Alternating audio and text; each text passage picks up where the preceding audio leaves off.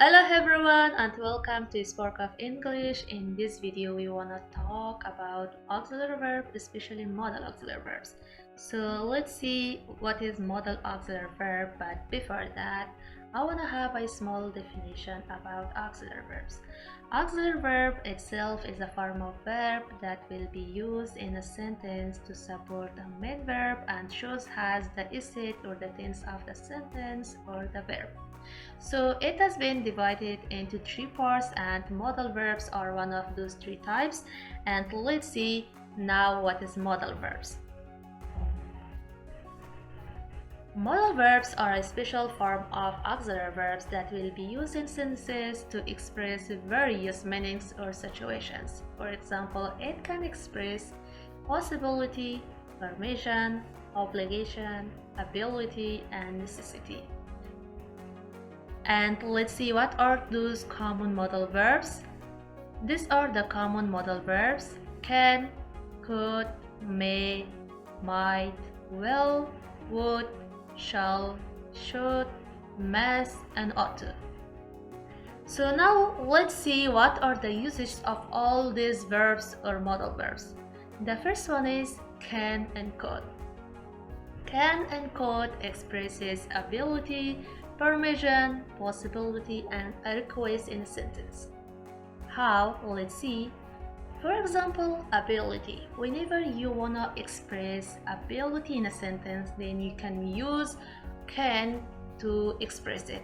She can dance very well. It means that the girl or the person is able to dance in a very good way.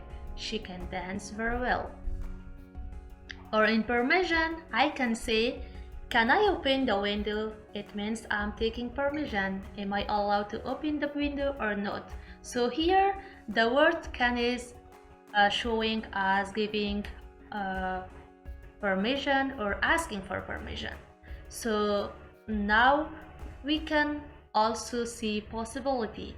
For example, in possibility, we can say, it could be so dangerous. Here, the word could can express that it was possible that an event or a situation be so dangerous. So could is auxiliary verb here that shows the possibility. And finally, request. Could you please give me a glass of water? Here, see, by using could, we are requesting someone that if the person can give us an item or doing something or not. So these are all those situations that we can use can and could in order to express very politely all these elements like ability, permission, possibility, and request.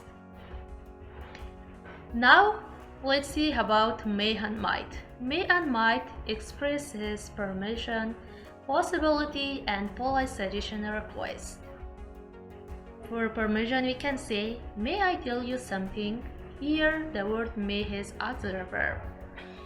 And for possibility, we can say, starting a business may require lots of funds. It means that for starting a business, it's possible that we require a lot of funds or money in order to invest it. So it shows possibility. Or for request, might I have a request from you, please? It means, can I have a request from you, or could I have a request from you? Now let's see the usage of modal verbs of shall and should. Shall is rarely used in modern English except for offering an offer or suggestion, but we are not using it nowadays that much, but still you can use it if you want. For example, here we can say, shall we meet each other? It means I'm offering a meeting for someone, if the person wants this offer or not. For should, I can say, should expresses advice, obligation, or expectations. For example, for expressing an advice, I can say, you should study art to pass your exams easily. It means that I'm advising the person, if you wanna pass your exams very easily, then he or she has to study very hard, or she should study hard. Here the word should expresses the advice. And obligation. For expressing obligation, for example, I can say, she should take care of her sister. Here should shows that it is obligation or duty for the person or for her to take care of her sister. So by using should, we express obligations. And for expectations, we can say, for example, you should be on time, please. It means I'm expecting you to be on time. Now let's see what are the usages of verb must. But before jumping to explanation of it, if you like this video, please do not forget to give a thumbs up for this video, and if you're new here, then subscribe this channel so that you will be notified about our next videos, and you can use them also for improving your English language. And now let's see the uses of must. Must expresses necessity or obligation and also a strong recommendation. How? For example, to express an obligation by must, we say we must complete the project. We have to complete it. So we have no other choice to complete this project on time. It's an obligation for us.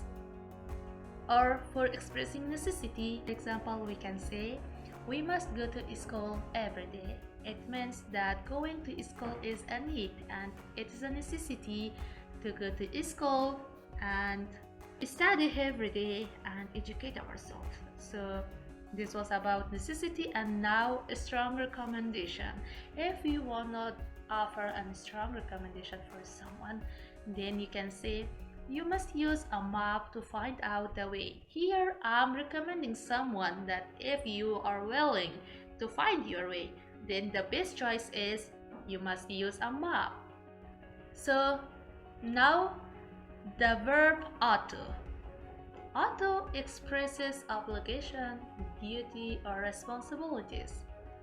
For example, if you want to express obligation by ought to, then we can see she had to be more careful when working with machines. It means she should take care when working with machines, because it means that it may be dangerous if the person doesn't take care about it. And about duty, we can say she had to behave so kindly with the pupil in her job areas. It means that it is a duty or it's a part of the job that the person should take care of behaving so kindly. She had to behave so kindly with the pupil in her job area. And for expressing responsibility, it means to express responsibility by using had to.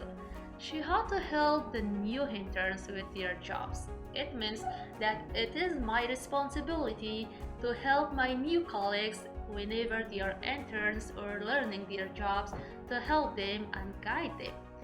And finally, it was all about modal verbs, how to use them to express many different situations. And furthermore, do not forget that this lesson has a quiz. In addition, if you want to know how to make yes no questions, WH word questions, or negative statements by using modal verbs, don't forget to subscribe the channel, because my next video will be about using modal verbs in negative and question forms. And in addition, like this video, share this video with your friends, and comment. We are looking for your kind comments and feedbacks. Thank you so much. See you next time.